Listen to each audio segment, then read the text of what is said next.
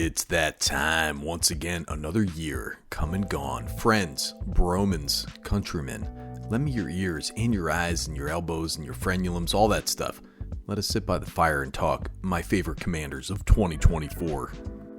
Now listen, you might think to yourself, hey, you idiot, you fool, you didn't mention my favorite commander, Nikki G. That's what the comments are for, dude, or the Discord where mighty men gather for the feast. Don't worry, old Nikki G has a Patreon, memberships below if you want to support the channel directly. But I will preface this by saying it's been quite a year, man. We've had a ton of legends come out, and honestly, I've had quite the ordeal paring this list down to about 15 or so.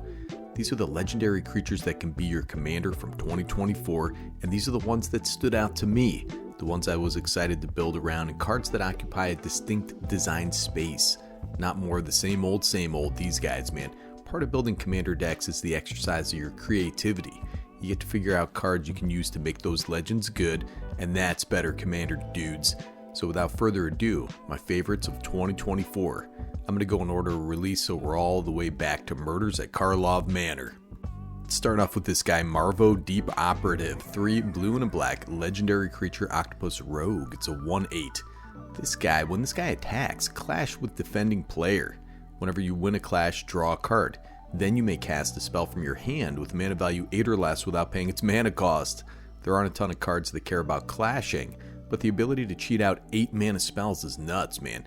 You can build this on a budget, include some big fatties and top deck manipulation to win your clashes with some 8 mana spell, draw it, then cast it. Scry, 2 to the top. You know, it's janky. It's something I've never seen before. Biggest butt on an octopus I've ever seen too, man. How about this one? Massacre Girl Known Killer. 2 black, legendary creature, human assassin. It's a 4/4 with menace. Creatures you control have wither. They deal damage to creatures in the form of -1/-1 counters. Whenever a creature an opponent controls dies, if its toughness was less than 1, draw a card. Did I do it? You'll have to be more specific. Yeah. From now on, all flavor text is read by the Macho Man. This deck is all about those creatures that give your opponents -X/-X, and creatures that pay off creatures dying, man. Wither is a mechanic all the way back in Shadowmoor. This is a bonkers card, man. With that card draw stapled right on, powerful, fun to build. You can slot in a couple of reanimators that grab stuff out of your opponent's graveyards like reanimate. This card is fantastic. Don't forget about this guy, Yarus, Roar the Old Gods with his bone sword out there. 2 red and green, legendary creature, Centaur Druid. It's a 4/4. Other creatures you control have haste. That's fantastic. Whenever one or more face down creatures you control deal combat damage to a player, draw a card. Also fantastic. Whenever a face down creature you control dies, return it to the battlefield face down under its owner's control. If it's a permanent card, then turn it face up. I think this guy doesn't get the respect he deserves. Is it because he's half horse, half homeless Santa? I don't know. Is it because he looks like Gandalf and has a man bun? Maybe, dude. In any case, everything this guy does is bonkers. The problem is that there isn't a ton of face-down creature synergy in these colors. The haste thing is really good too. Face-down monsters coming out of the woodwork, slapping in, dude. That free turn face-up clause in the last ability can be powerful, and I like his bone sword. Alright, lots of potential in an unexplored space for maybe a future deck. I like this guy. Now we go on to some of my favorite decks of the year, the Fallout decks. Kaisar Legion's Emperor, 1 red, white, and a black. Legendary creature, human soldier, it's a 4/4. Whenever you attack, you may sacrifice another creature. When you do, choose 2. Create 2 little 1/1 red and white soldier creature tokens with haste that are tapped and attacking. Or you draw a card, you lose 1 life. Or this guy deals damage equal to the number of creature tokens you control the target opponent. This guy is both a token producer and a sack outlet. He doesn't have to attack either, man. Just you attack. Anybody attacks on your team. Guess what, dude? Attack with the thing you're going to sacrifice for value. That last ability is a damn win condition. If you're creating a bunch of Secure the Waste tokens, stuff like that. Plus, this guy looks like the title character from the Rockstar game Bully. He just looks like a big Eddie Haskell out there, and believe me, he gets into some mischief, dude. It's all the best colors for aristocrats and the enablers and the tokens. From the same set, my brother and goo, the Master Transcendent, 1 black, green, and a blue. legendary artifact creature. It's a mutant, it's a 2/4.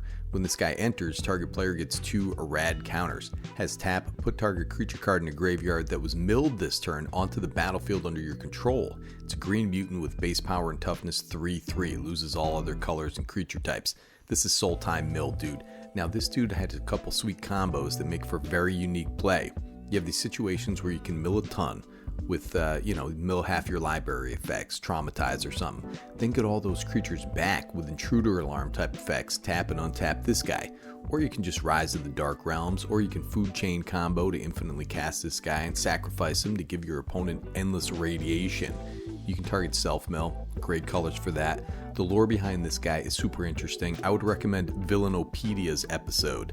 Check that out on YouTube. Plus I like his style, man. He's bald, like Bruce Willis, Pitbull, and Nikki G, and he's got that unique appendage too, man. This is the deck I'm building in paper because I'm a degenerate animal, alright? Alright, last one from Fallout for my favorite commanders, Agent Frank Horrigan. 5 black and a green, legendary creature, mutant warrior. It's an 8/6 with trample. My god. This guy has indestructible as long as it attacks this turn. Whenever Frank Horrigan enters or attacks, proliferate twice. Alright, this guy is 7 mana. He needs haste, and he needs counters on him. Proliferating is very powerful, as we all know. I built this with a solid little elf based, lots of +1/+1 counters, and Voltron sensibilities. It's also kind of a neat fight and bite commander due to that indestructibility. I don't even care about that, dude. He's packing 21-inch guns out there. A wrist sword, power armor, a flamethrower, throwing green flames around the place, man. Aesthetically, this guy is my favorite card of the year. This is goals, brother. Become a mutant, stack that beefcake. Alright, we're heading to the Wild West now with Felix 5 boots. 2 black, green, and a blue. Legendary creature, Ooze Rogue.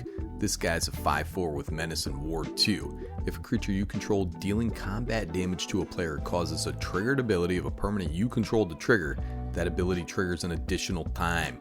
Multiple pseudopods, no vital organs, make dueling a whole lot easier, huh? Yeah. 5 mana. This guy has a little smear of protection. He's got Menace, beefy stats. Alright, whatever. But that Panharmonicon for damage triggers plays really nice with a ton of cards. But it's a secret little ninja commander, dude. There are so many that have damage triggers because that's a ninja thing, brother.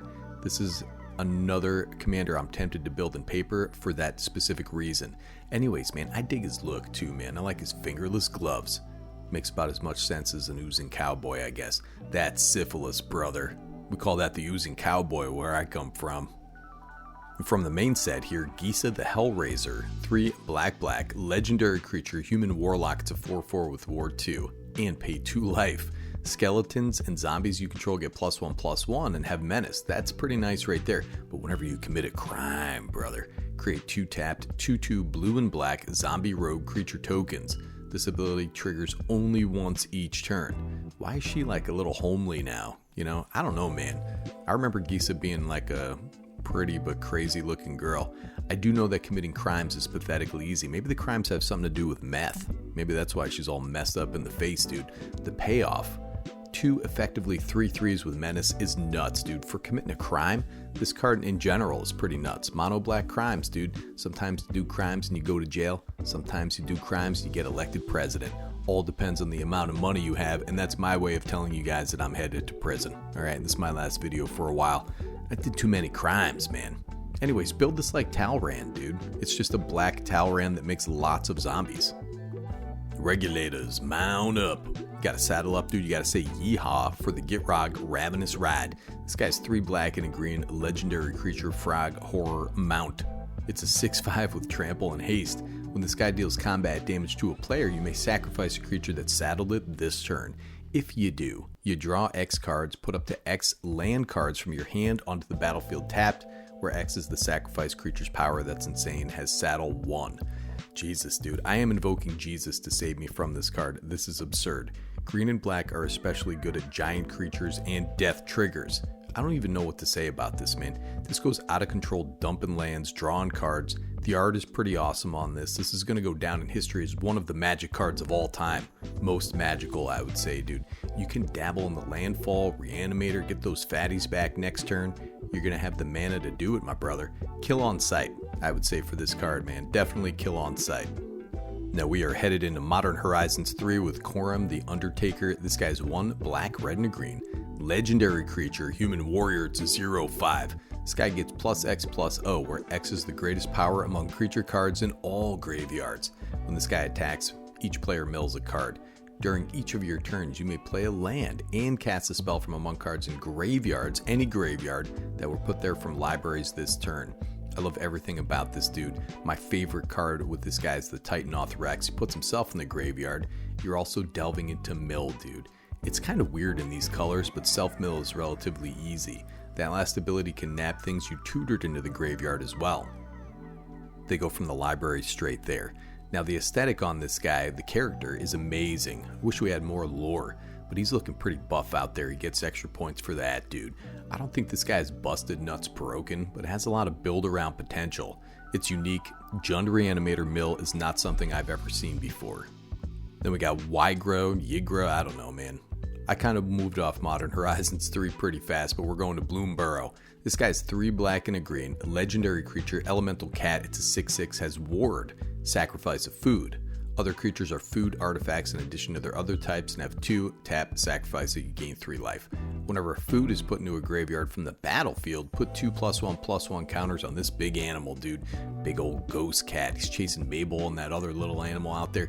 I like this card a lot. Single-handedly makes the case for Viridian Revel and cards that pay off artifacts leaving, killing artifacts, killing creatures, all that fun stuff.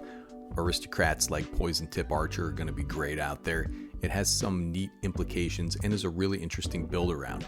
You have some food synergy too, but lots of edict effects. Remember too, man, you can play some beefier creatures that you want to die at some point. They have their own sacrifice outlet with Ygra out there, or Ygra, or however the heck you say it, dude. I don't know how to say it. One of my favorites out of 2024 is Glarb, Calamity's Augur. This is black, green, and blue, legendary creature, frog, wizard, noble. It's the king of the frogs, man.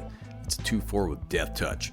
You may look at the top card of your library anytime. You may play lands and cast spells with mana value 4 or greater from the top of your library. It has tap, surveil too. I'm not sure if it's a guy or a lady, man. I don't know. But the value on this is nuts. And you can stack the graveyard with the surveil ability. I built this with ETB effects and bigger creatures we can cheat out. That future sight ability on the card is fantastic, man. Just a great, easy build around and fantastic colors. This guy is a budget player's dream. Kermit the Frog's hot MILF aunt. That's Glarb, baby. Glarb sits on the lily pad throne and is just an effective reanimator slapper with that surveil ability. Come on, man. Slap you with them sticky fingers, buddy. That's why I'm headed to the big house, dude. I got sticky fingers.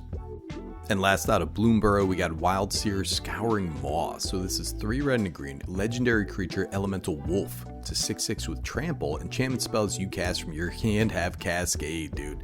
Bloomburrow had some of the best commanders this year, and the Flamin' Wolf is stalking your balls in the night, my dude. This is insane value. Go auras, get this creature huge, lots of value, and colors that aren't traditionally associated with Enchantress except for green. Green has enough to go around, and this is a very mean deck. Love this card. And rounding out our list here, an anthropomorphic rat ninja wizard, Nashi Searcher in the Dark. It's just 2 mana, blue and a black for this little 2/2 with menace. Whenever this guy deals combat damage to a player, you mill that many cards. You may put any number of legendary and or enchantment cards from among them into your hand. What if your whole deck is that, man? If you put no cards in your hand this way, put a +1/+1 counter on Nashi. So I built a pretty cheap budget deck around legends and auras to get her power up for some pretty incredible card advantage. You're going to hit legends, and that could be any type of card. Legendary sorceries, legendary lands, you got creatures, then you're slapping in lots of auras, man. Make sure you have the oubliette in there for maximum salt. And you're good to go, dude. Light reanimator theme as well for bigger creatures that get milled. I had a very low curve in this deck, topped out at 6. I want to do lots of stuff in the early game. It's just 2 mana. Very fun commander, interesting mechanics in these colors, enchantments and legends, and gobs of card advantage if you build your deck right.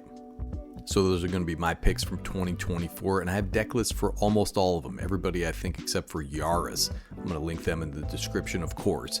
But did I miss something? Are you screaming at your device right now? Nicky G's a damn fool. I curse him. I curse him. He didn't mention flubs once, that bastard. Curse the fiend. His children too. His children's children, forever true. That's better commander, brother.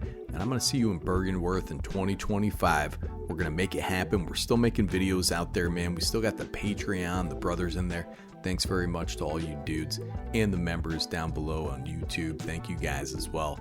I appreciate everybody who joined me in 2025. You guys are all rocking dudes, and maybe probably like one or two ladies out there. I love you all very much. You're my sweeties. Nikki G, Better Commander, signing off.